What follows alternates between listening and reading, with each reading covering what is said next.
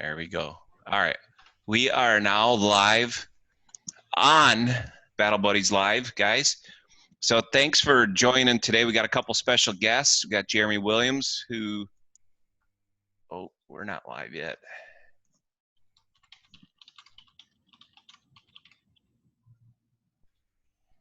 Boom. Now we're live. Okay. All right, guys. Thanks for joining tonight on Battle Buddies Live. We have two special guests with us tonight. We've got Jeremy Williams, who is a Minnesota guy who's in the reserves. I'll let him introduce himself. And Kevin, who's down in the Southwest United States, who may even have some fantastic job interviews or the ability to get you guys in for some job interviews at his company. But we're going to make you watch this whole episode before Kevin lets you know how to get a hold of him. And you should be all set and squared away by the time you listen to this and talk to Kevin. So go ahead. Jeremy, if we could start with you. Oh, and I see Jackie's joining us. So she's one of my fellow alumni out of level 3. So Kevin, I'm sorry, Jeremy, you mind introducing yourself to everybody tonight, please? Sure, be happy to. I'm Jeremy Williams from Minneapolis, Minnesota. 18 and a half years in the Army National Guard and then the Reserve. Started out enlisted, now Medical Service Corps officer after being a combat medic, and transitioning service member after a 1-year tour in Germany with SOC Africa.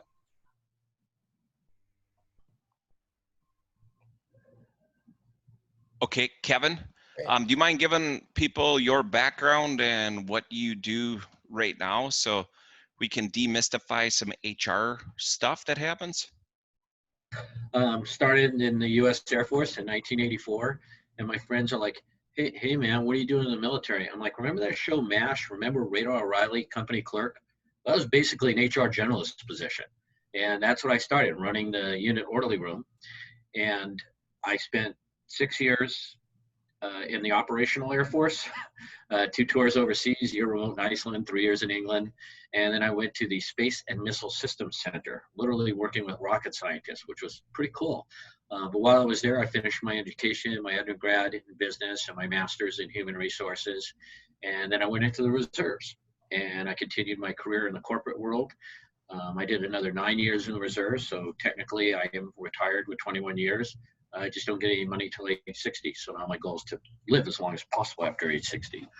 But I've been out since 96 in the civilian world, and I've had a lot of successes and failures. But I've been an HR manager, an HR director. I was even a VP of HR at one point. I teach HR classes in my spare time online for the University of Redlands. So I'm pretty nerdy when it comes to HR, but I'm also very transparent. I'm very honest. I try to take the mystical stuff out of HR whenever possible. So I don't believe in trying to put up some kind of false thing about HR. So I'm happy to answer honestly and transparently any questions. Okay, so I'm gonna hit you hard like the guys do on the Facebook page, Kevin. So one of the things that happens often is these guys will apply for the job that like they wrote the rec for themselves. They're literally the dream candidate of all candidates. They've got the entire bingo card covered, and that guy in HR never got back with them.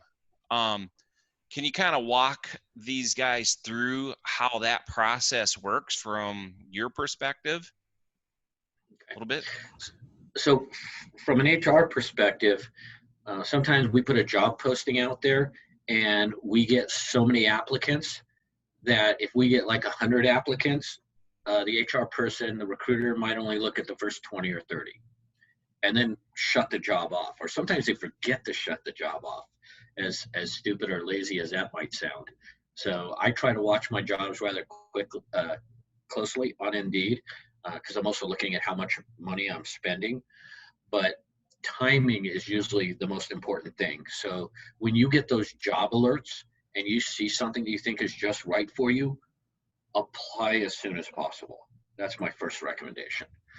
The second one is a lot of times when we're evaluating who we want to hire, we're concerned about motivation. Like, well, why does this person want to work for us? And so all of my job postings on Indeed say, along with your resume, please provide a cover letter that explains how your skills, knowledge, and experience would contribute to your success and why you would like to work for us. And quite frankly, 90% of the people don't provide a cover letter. So if somebody actually does, it gets my attention. And if it's written decently, I mean, it doesn't have to be a Pulitzer Prize winning letter, but something that says they understand our company, they have the skills to help us, the skills, knowledge, and ability, and this is why they like to come and work for us. Okay, that's going to move their resume to the top. That's going to inspire me to call them first before somebody else, because a lot of people, quite frankly, they just fire and forget. They throw out a resume, and I've called people and say, hi, you had applied for a job with us. I'd like to talk to you about it. And they're like, who are you? What do you guys do? And I'm thinking, okay, well, you applied for a job with us. You sent us your resume on March 28th or whatever. It's for the XYZ position. Oh, yeah. Well, are you still interested? So there's frustrations on both sides. Another thing that's really good, though, when you turn in a resume is try to find somebody who works for that company. I mean, really leverage the heck out of LinkedIn. It's really not hard to find people, especially in a business capacity there. LinkedIn is one way, professional associations are another. I'm a member of SHRM, Society for Human Resources Management. If someone's looking for an HR job and they contact me and they say, hey, I'm a fellow SHRM member, again, that's going to ring a bell with me versus somebody else who says, I'm just looking for a job. So I hope that answered some of the questions there. Hey, if I may, Kevin, I know this is different for everybody in your shoes, but what do you find the value of cover letters? The funny thing about HR people and cover letters, and every now and then I ask this in forums, like who cares about cover letters? Right. And it's almost split down the middle. A lot of them will say, I don't care. I just look at their education. I look at their skills. And if it's a match, I consider them. If it's not, I just move on. Personally, I put a lot of stock in a cover letter. I was working as an HR director for a hotel, and I needed a dishwasher. And you would not think that would be a difficult thing to find. Right. But I was having a tough time. And some guy sent me a resume with a cover letter, and he said, and I wrote it aloud in the staff meeting. Our CEO was so impressed. He's like, you got to hire that guy. Because he's like, I would love to apply for your position of dishwasher. I understand how important it is that when your guests come to your restaurant, that all their dishes are clean. I also understand that it helps to prevent the spread of bacteria, and it can help prevent food poisoning as long as the dishes are clean. I mean, this guy went on and on. I'm like, I hired him within 24 hours. Wow. But it's like, he gets it. He understands why we exist, what we do, what our mission is, and he wants to be a part of it. I'm like, wow, that's the guy I want to hire. Perfect. I love that story. Thanks. Personally. So one of the things that I've brought up on some of these calls in the past is product differentiation strategy, right? So that guy set himself apart within all of his peers and made the case. So it also shows a level of effort, which is one of the things that you said prior to, right? So, this is where you could probably get by a little bit on not having to customize every single damn resume if you put together a really nice cover letter that it might explain, why 7 of those 45 things that you are listed on the job rec, that you actually do have those skills somewhere, or you want to highlight them more. And usually the first 4 or 5 things that are listed, those are the most important things. Those are the deal breakers. If you don't have those first things, because obviously if you go all the way down, it says other duties as assigned. Well, I've had other duties as assigned. I mean, that's not, it's not one of the exciting things about what's required. So look at the top things are usually the most important things. So this is something from last week that I read that it was from Monster. 183 people to 1 don't have the qualifications as listed on the rec. That is a big problem. We get resumes all the time, and I'm like, why does this person think they're going to get a job here? You know, I'm sure they're a nice person. I'm sure they have a great personality, but my hiring manager wants someone that can actually do the job. And even at least if it's entry level, that's why, again, I'll put some stock in the cover letter, because I want to know what their motivation is. And then when they actually show up for the interview, if they're sleepy, if they're, it's like they just roll out of bed. I mean, I interviewed one guy, and, you think this is a throwaway question. I'd be like, so what do you know about our company? And this one guy told me, well, didn't really have time to look you guys up on the internet before I came over here. And I'm thinking, okay, I may not have time for a longer interview with you then. It's like, come on, man. So like, I'm guessing that you're not hiring temp staffing to come and do some seasonal work for 30 days or less, right? So, I guess the thing to keep in mind, you guys, is that when you're looking for something that could turn into the next 5, 10, 20 years, knowing what Kevin's talking about, like what the hell do they make or what do they do for a living, is probably a pretty critical thing, whether you want to associate yourself with that. And what do you guys do, Kevin, where you work right now? What are we doing? Yeah. Well, so I work for an automotive dealership. So right now I'm trying to hire lot porters. And a lot porter is basically somebody who cleans the cars, who drives the cars around and all this other stuff. But if they get in as a lot porter, then they can move up to lube tech. And then they're doing oil changes, tire changes, and stuff like that. And here in the Chrysler dealership where I work, they can eventually become a certified mechanic. We're help pay for that. We do a lot of on-the-job training, and eventually they can become a master certified technician. So there's a definite career path for them to come in and be here for quite a long time. And Chrysler has an interesting deal to where they offer free college tuition at a particular college. I think it's Steyr University, and you take all the classes you want. So sometimes you have companies that have these extra kind of sweet deals to them to entice people to come and work for them. But I'm also looking for, I need some service technicians. So people that already know their way around cars, if they're ASE certified, that helps too. So I need service techs in Bullhead City, Kingman, and Lake Havasu City, Arizona. Okay. So one of the things that we were talking about before we launched this call, I personally used to do it in sales all the time. I figured that out back when I was working for Sprint Nextel. If I went through the front door, I was told, hey, just drop off what you got here. I'll get a hold of Larry and he'll give you a call, versus walking up to the loading docks and saying, hey, who the hell here is in charge of the logistics program? And it's usually the dude over by the delivery dock that's not able to run away from me. And I'm not that fast, Do you want to talk about some of this process that you were talking about earlier on effective ways to work with HR that'll increase your chances of getting an interview? So, and again, I promise to be honest, HR is not your friend. HR is a gatekeeper, and they're a screener. And it's not that they're looking for reasons not to hire someone, but they're trying to find someone that fits as close to what the hiring manager asked for. With that said, it helps if you can figure out who the hiring manager is. Like you said, going around to the dock. So like a lot of times you can figure that out on LinkedIn.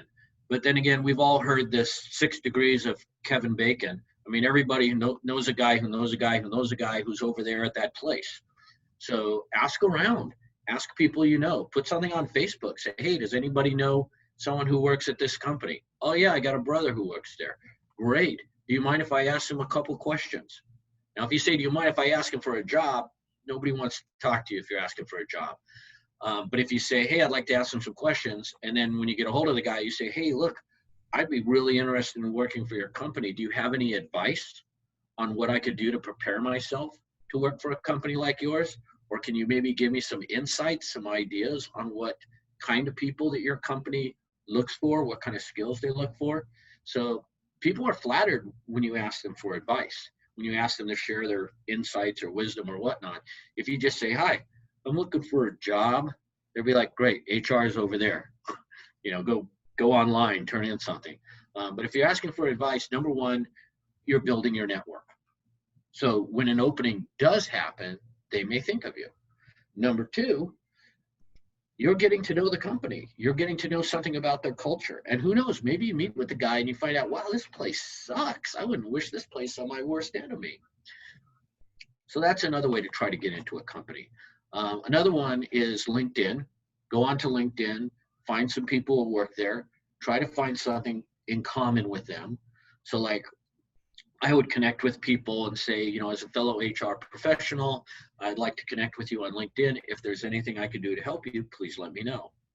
Now, a lot of people just hit that connect button without adding a little note.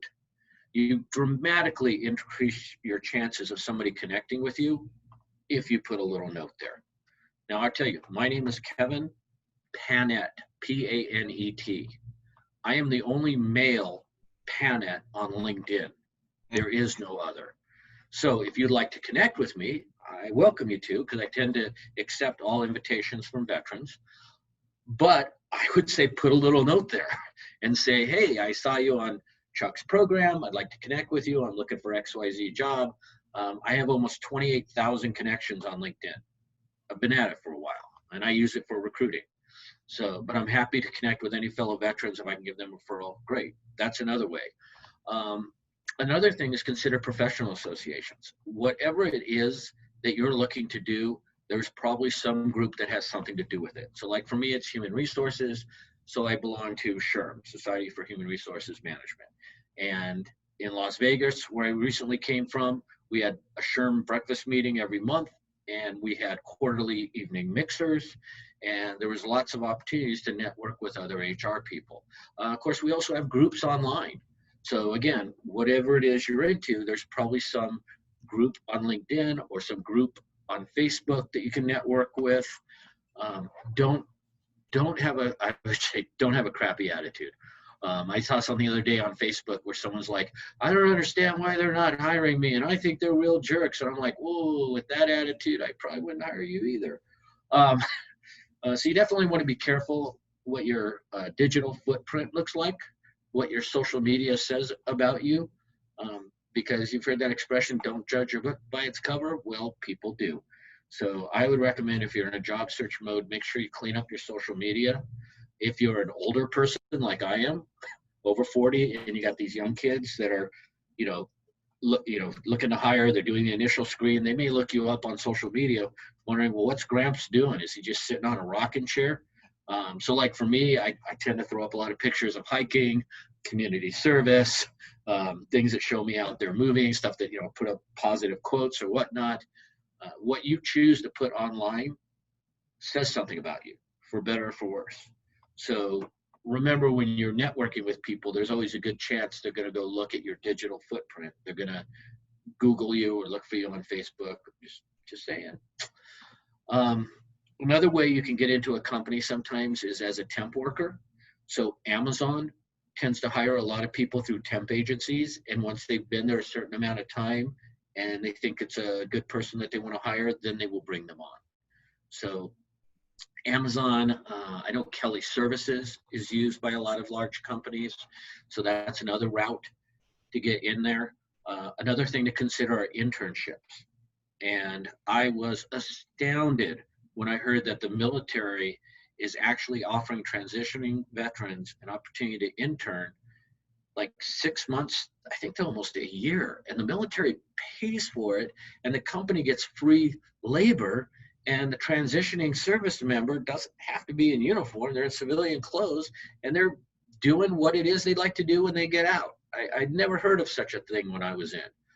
But apparently that's a deal they got going now. I have an update for you on that, Kevin. Please. I just talked to the GAO last Friday, not this past Friday, but the previous one. They're going to increase that program for these transitioning service members to be further out. And I thought it was maybe even 18 or 24 months out. Right. Now, the thing is that what happens is when these guys get out of active duty, that brigade that they get out of, this actually comes out of their operating budget, the unemployment that they have to pay. So it's more financially advantageous for the Army or whatever branch of service to work with that person and transition them as long as possible. Now in Minneapolis, Pete, how many guys have we had come through the fellowship program? It's been quite a few over the last couple of years, right? Yeah. And those guys are literally transitioning into the job of their choice after they get that civilian work under their belt. So anybody that is watching this tonight, you need to back this up about 3-4 minutes and listen to what the HR professional here told you. So Kevin, once again, if you don't mind, let them know what you know about that program so that they can hear about it again. It's that important. So my understanding for transitioning service members, talk to whoever manages your TAP program, Transition Assistance Program, and ask them about internships. Internships are an outstanding way for you to get your feet wet, get in and do some real hands-on work, and really learn about an organization or learn about a profession. I know a lot of IT guys will do this. I'd like to think that this would be a great opportunity for a lot of wrench turners, a lot of mechanics, really just about any profession you can think of. If you can get that internship, usually the company loves to have you because they're not paying for it. You know, it's like, what have they got to lose? And if you've got the work ethic and the chutzpah to get in there and do a great job and be eager to learn, just soaking up things like a sponge, it could certainly lead to either longer term employment with that organization, or at least be able to put that on your resume that, hey, here's all the things that I did.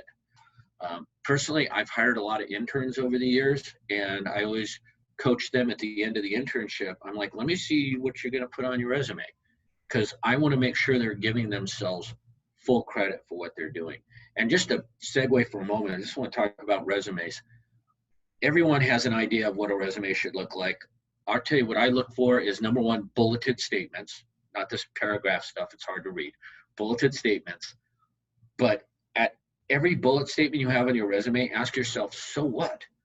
Who cares? What difference did you make? So a lot of people just regurgitate their job description, which tells me nothing. It gives me no... Rewind that, Kevin. Rewind that. We have used that so many times. We might have to have you say it 5 times. Yep. Bullet points. Go again. Don't just regurgitate your job description. Tell people what you actually did. And you know, here's a funny story. When I was on active duty in the Air Force at the Space and Missile Systems Center, where we acquired launch systems, satellite systems, and all that stuff. Yes, I'm working with rocket scientists, engineers. It was a very strange world for me coming from the operational Air Force. But at one point, my captain, he said, how much do you think it would cost to replace this building? I said, I don't know. And he's like, well, think. I'm like, I don't know, $1 million, $2 million. He's like, yeah, probably about $2 million. Do you know how many people work in this building? I don't know, about 500. He's like, 635. Oh, okay. So that's what you put on your resume. One of my additional duties was building manager. So instead of just saying my additional duty was building manager, or as a building manager, I made sure that everything was functioning. Now I could say I was a building manager helping to maintain a $2 million facility with 635 people working in it. You see the difference between just saying I was a building manager as a additional duty? Now it's got more weight to it. It's got more impact. And that's the funny thing about the military, is that we get opportunities to do stuff our civilian counterparts would never do. They trust us with millions and millions of dollars in equipment. Make sure you take credit for that. Make sure it's on your resume. And so here's one for you. Please give me your take on this. You're kind of a OG HR guy. What if I have a service ribbon or a combat infantry badge, and I'm going to go and be what's a good title, Pete? A program manager for a bank. Sure. Do you care? Probably not. Okay. Unless it's related to the job, or you can talk about how it's related. Probably not. Well, it kind of depends. If you're like fresh out of the military and you put down the bunch of, medals and ribbons that you earned, okay, great. You put that under awards and honors. I got this, I got that. So like I stopped putting that on my resume probably about 10 years out, because after that, nobody really cared. But fresh out, yeah, certainly put it on there. Because again, the question is, so what? What difference did you make? And so we'd like to think that you get a medal for making a difference. And if you can relate it to what you did, so much the better. So like for myself, as a staff sergeant, as an E5, I earned a meritorious service medal. Those don't go to E5s. Normally they go to E7s and E8s, at least. But I had an opportunity at the Space and Missile Systems Center to work so far beyond my stripes, and I was doing what was considered to be higher level organizational development work, to where I had such an impact on the organization that I earned this medal that's usually reserved for people of much higher rank than myself. So when I tell that story, when I'm in an HR interview and we're talking about large scale organizational change and how I've been involved in it, it fits, it makes sense. But if I tell them I was a security police, air base ground defense augmentee when I was serving overseas, most companies I worked for don't care. But if I went to go work for Securitas or some type of a guard or protection services, and I say, yeah, I spent 4 years as an extra duty doing a lot of guard duty, walking around with an M16, wearing a helmet and a flak vest when I was overseas. Okay, that might be relevant to them. So again, you need to find out what's relevant to them. What do they care about? What do they look for? And again, that's why those informational interviews can be helpful. Got one for you. This happens all the time. Oh, company X says that they're veteran friendly. I check that, I cover that spot on the bingo card. Why the hell aren't they calling me? Right? Because can you explain how that comes into the systems from a discriminatory perspective? Sorry. When they brand themselves as veteran friendly, that's nice. And certainly so like, let's say I'm a helicopter company and I'm looking for helicopter mechanics. I definitely would love to have people right out of the military that worked on helicopters. That makes sense, doesn't it? But if I say I'm veteran friendly and somebody thinks they're going to get a job just because they're a veteran, that's not going to happen. And I admit, obviously I have a soft spot for veterans. I've brought in veterans that I might not have otherwise interviewed, but I saw on their resume that they were a veteran, and some of them have worked out great, and I'm always happy to hire them. But I'm probably the exception to the norm. Okay, here's a taboo one for you. Age. Strengths and weaknesses of age. So, Great question. Don't go too far back on your resume. If I've had like 4 and 5 page resumes sent to me that go back to the 80s, and it's not just an age thing, but it's like, think what the technology was in the 1980s versus today. Somebody who brags on their resume today that they really know, they're really great with WordPerfect. I haven't seen WordPerfect in 20 years. I could talk about 5 or 6 different computers I used early on in my career in the Air Force, but none of those things exist today. So number one, don't date yourself by mentioning technology that doesn't exist or isn't used today. Number two, when you put down your education, whatever it might be, don't put a year next to it. You don't have to. So don't do that. Make sure that whatever it is your job is, that you're up on all the latest and greatest.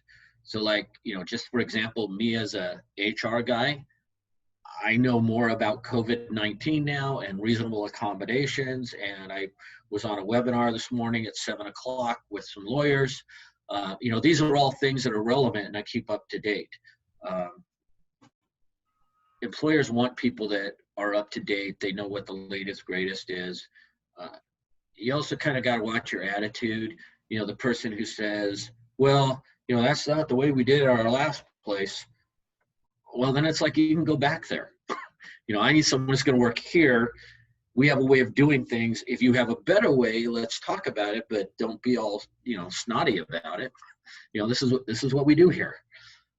So that's just something to be wary of. I try not to say like, well, back in my day, it's like, because I'm going to smack the first person who says, okay, boomer to me. But no, just kidding. Jeez.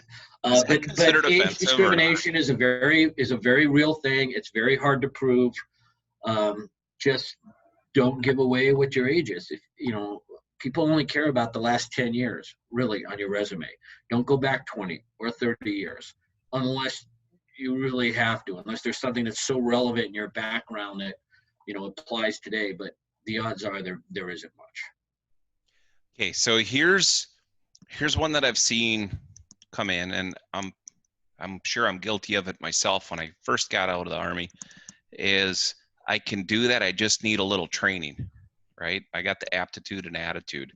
So from a hiring manager perspective, when you kind of do your qualification and this guy's got most of the card covered and you hand it over to the hiring manager, this veteran attitude of being able to adapt, how does that play into the hiring process from your perspective or experience?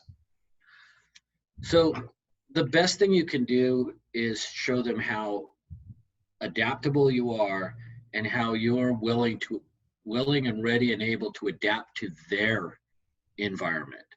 So like for me, my first base, I worked in a civil engineering squadron, helping pavement pounders.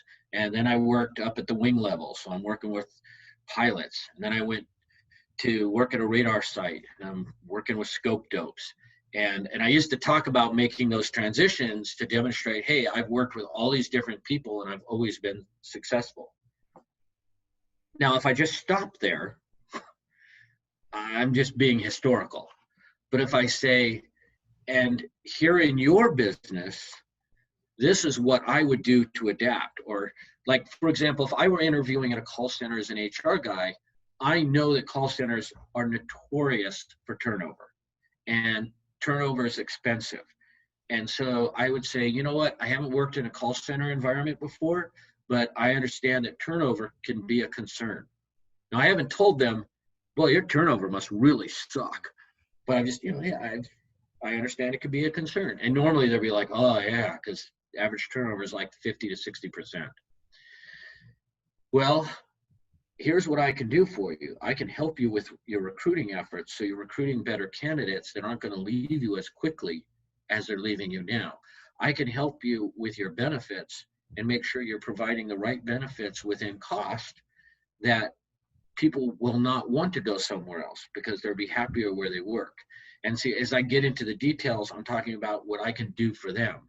And I may throw in there, hey, I've adapted to a lot of other places, but here's how I would adapt to you. And again, you're trying to give them an understanding that you actually understand their business, what they do, and how you can help them to do it. How you can either help them to make money or to save money, because those are kind of the two things you do when you go work for a business. And quite frankly, most hiring managers, most HR people are really surprised if you actually understand what they do. So, and I've been at job fairs where someone's come right up to my table and say, so what can you do for me? And I'm like, tell you to go to the next table and try to get a job. I've had people come up to my table at a job fair and I'll be like, what kind of an opportunity are you looking for? They'd be like, oh man, I'm just looking for a job. I'm like, great, go down the street, McDonald's got plenty of them. It's like, I'm looking for people that are motivated. And if I say, someone, hey, what kind of opportunity are you looking for? And they say, well, I'm just looking for an opportunity where I can help others. Okay, great. Let me tell you what we do here at this organization and what the opportunity is and see if that's a good fit for you. And that's one of the problems with job fairs. And a lot of people like to go to job fairs, but quite frankly, it's going to a car lot, which is funny that I work at a car dealership now. But, a lot of people, when they know what they want, they look it up online, they do their research, and then they go in there to get it. People that show up at job fairs, a lot of times they have no idea what they want. And that's fine. They can see what's out there and who's hiring. But I would, when it comes to job fairs, I would say don't go to one unless you know what you're looking for and you know who you're going to talk to. Because if you go up to someone's table and you say, hey, I'm really interested in working for your company, usually the HR person is going to say, great, have you applied online? And if your answer is no, then they're going to think, well, then you're just not motivated enough to work for us. So almost all job fairs you figure out, they'll tell you who's going to be there.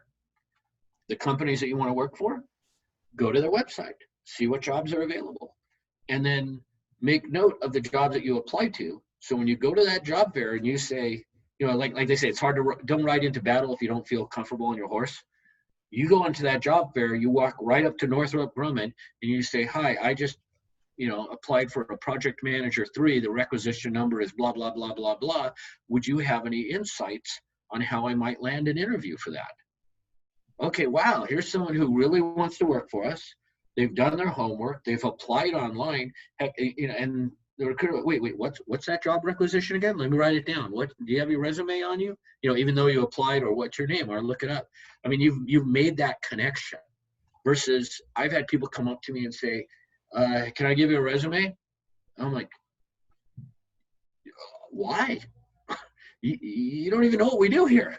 I used to work for a nonprofit that helped adults with developmental disabilities. We were looking for job coaches. And someone would walk by and see our name, Tierra del Sol Foundation. They didn't know what it was, but they're just like, can I give you a resume? It's like, you know, in my head now, I'm like, oh, sure, thank you very much. And they go on. I mean, I'm polite, but in my head, I'm thinking, whatever. But for somebody who says, oh, you're the Tierra del Sol Foundation. Why, yes. And I understand you guys hire job coaches. Yes, we do. We're always looking for good ones. Well, would you mind if I give you a resume? Now, for me, I'm like, sure, I'd love to take your resume. However, I have a little form I'd like you to fill out. And it's just what I call my pre-qualification form. And it's basically an opportunity for them to give me what I would have gotten in a cover letter. There's some basic screening questions. And then it's like, why do you want to work for us? And how do you feel your skills, knowledge, and ability will contribute to your success? And yet I've had people at job fairs say, oh, well, I really don't have time to fill this out. Okay, well, I guess if you just want to give me a resume, fine. But of course, that goes in a pile probably never to be seen again. Versus the person who fills it out, I'm like, oh, here's someone who's motivated. Great. So for all you guys that are watching, this is something we've talked about in person at the Battle Buddies meetings, is we advise you to research 5 companies that you want to work for, find a job, and bring a resume so you can hand it straight to someone that's sitting at that desk. If you do not do that, just spend your time going to a state fair and go eat a corn dog, because that's going to be just as useful. And I think that Kevin just smashed it home at that point. You're hearing right from the guy who's in this business. So another thing too that I want to point out that you brought up, and this is a big pet peeve of mine on the Facebook page, is who's got a job for me? Don't do that. Don't do that. If Kevin's looking for, you know, master techs all the way down to the lot guys right now, if you're in the Southwest area and you're like, hey, I'm a silver certified master tech or whatever it is, he's probably going to say, I'm in the Havasu area. Hit me up, send me your resume, send me your phone number. So be specific with what you're looking for, guys. And you got 45,000+ people here that care, that want to see your best interests get served. So one thing that I'm curious about, on Facebook, there's some pretty entertaining veteran fellas out there. And I got out of the Army about the same time you got out of the Air Force or retired from the Air Force.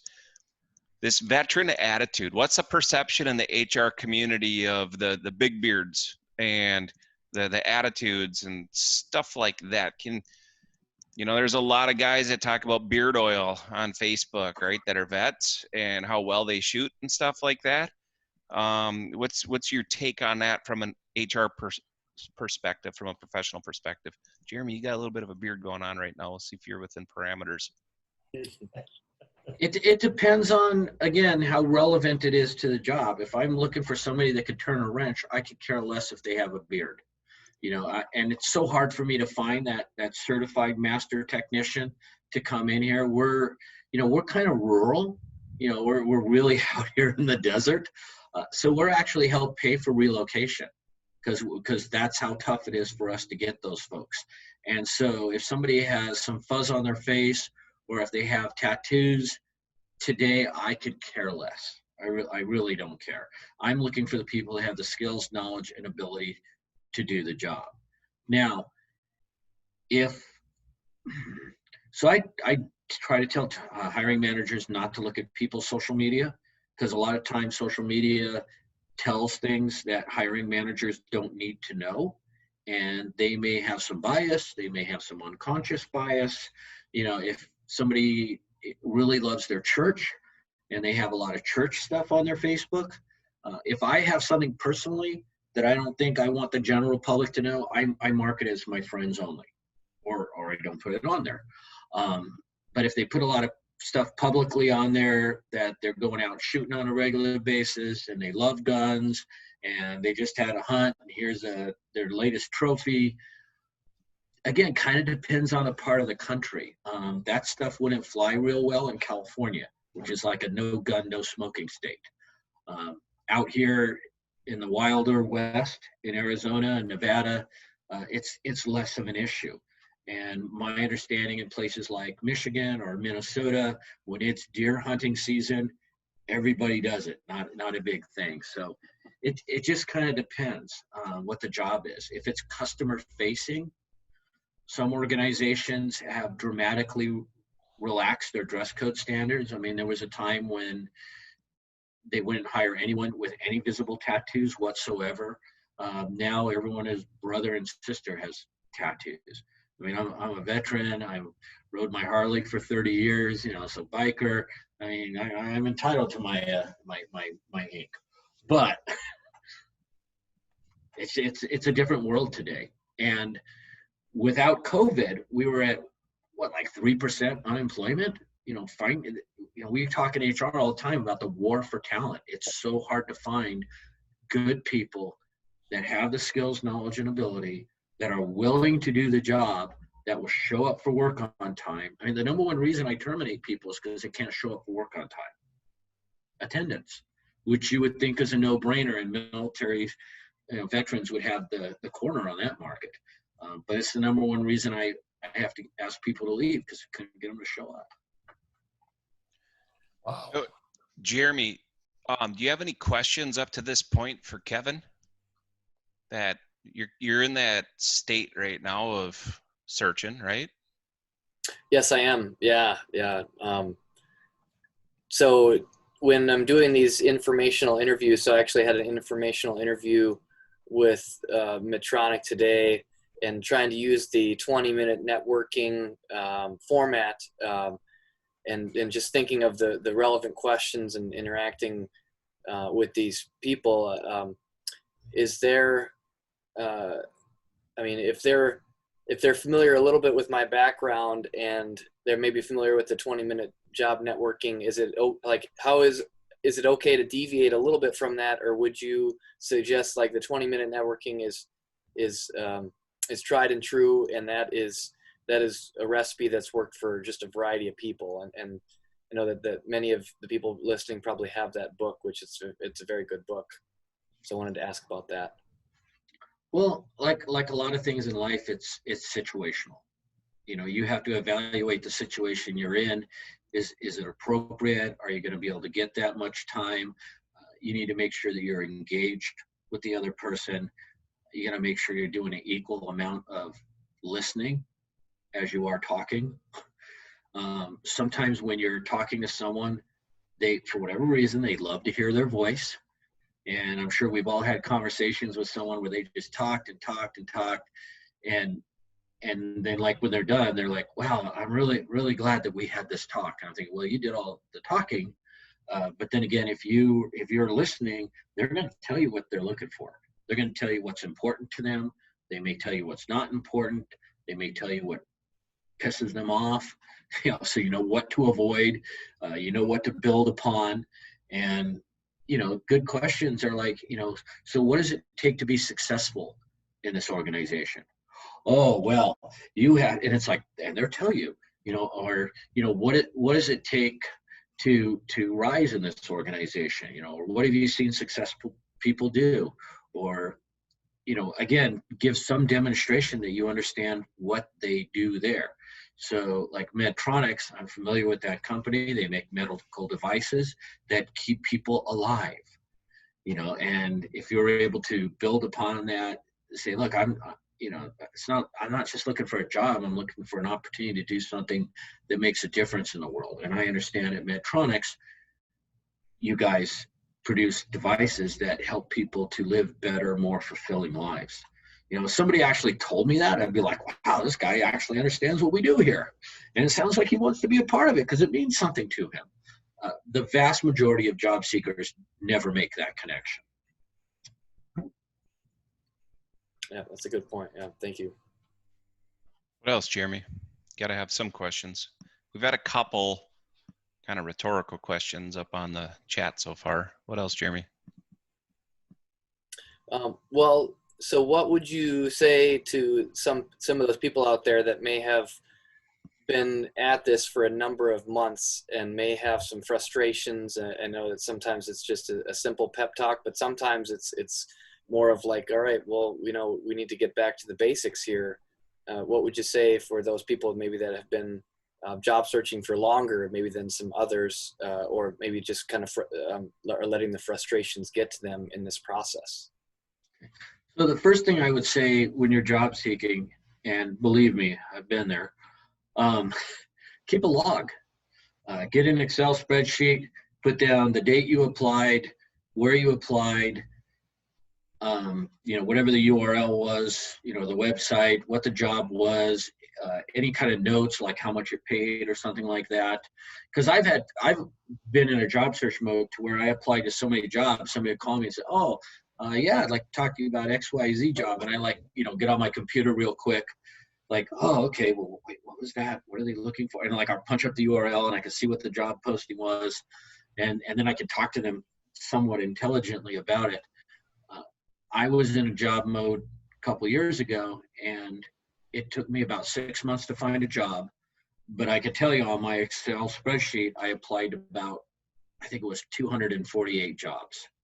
And I was doing an average of probably 2 or 3 jobs a day.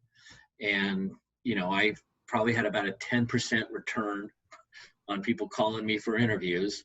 And there were times when I thought all the stars and planets were lining up right, and for whatever reason, I didn't get in. But persistence pays. You just got to keep at it and realize that there's a job out there that's waiting for you. As somebody told me once, you got to kiss a lot of frogs to find your prince. So pucker up and get at it. And you can't let it get to you. Again, the economy, pre-COVID at least, was just so hot. We have a severe labor shortage in America right now. Again, putting COVID aside. And part of that is because the baby boomers are aging out of the workforce. Some of them are holding on for dear life because they didn't plan for retirement, or they had whatever job that wouldn't allow them to enjoy retirement. So now they're in their 60s or 70s working at Walmart, but eventually they're all going to die. And so am I.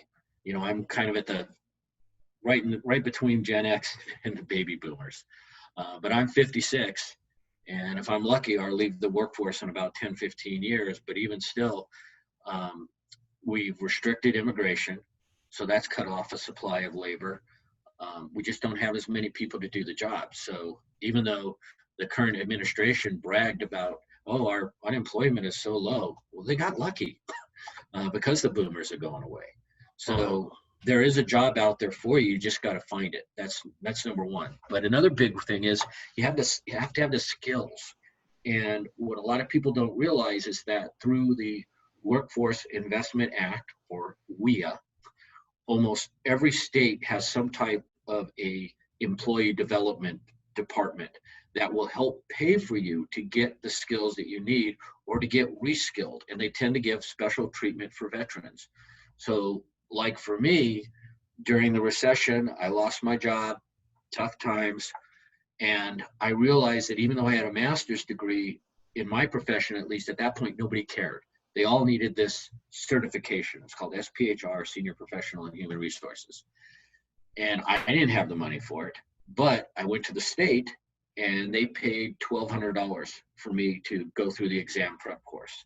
And then they paid $450 for the actual exam.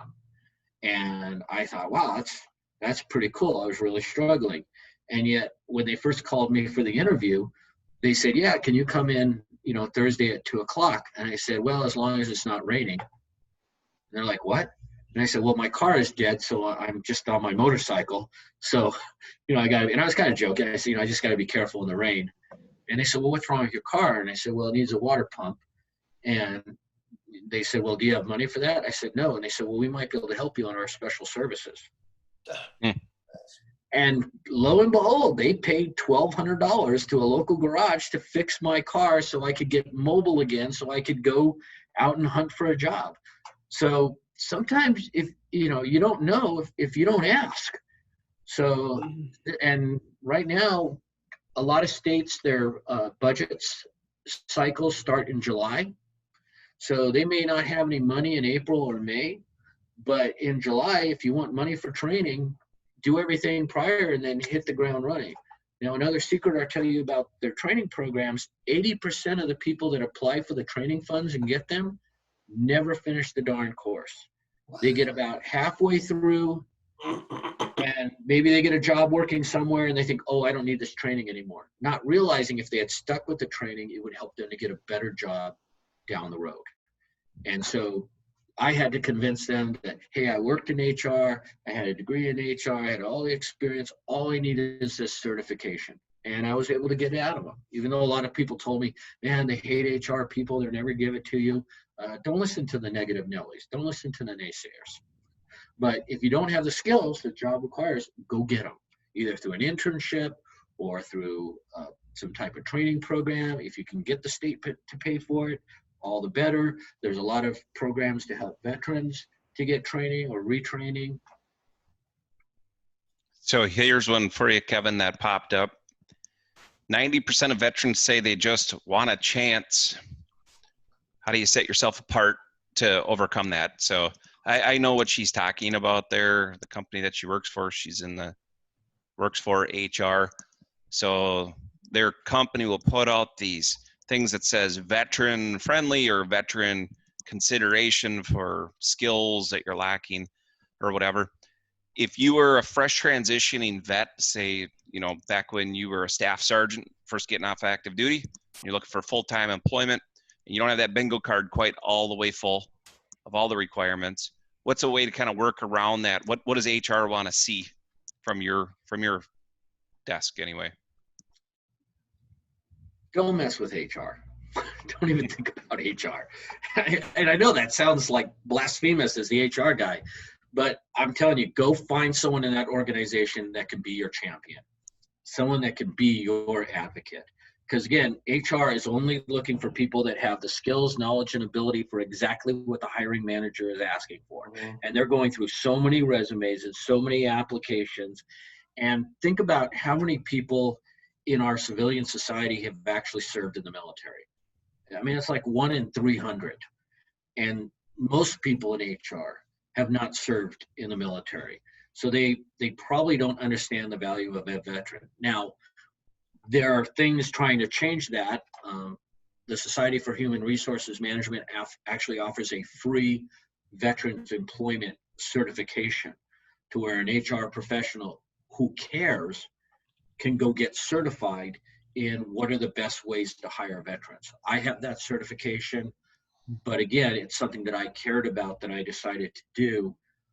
I would like to hope that a larger veteran-friendly company would encourage their HR people to get that certification, but I haven't heard of any companies mandating it. And really, your best bet is to do an end run around HR, find the hiring manager. Because if a hiring manager says, hey, did you get an application from Susie Smith? And okay, let me look through this pile here. Keywords, oh, there, yeah, there it is. Yeah, I'd like to interview her. Okay, fine. It's one less thing for me to have to deal with. So HR is happy to follow what the hiring manager asks for.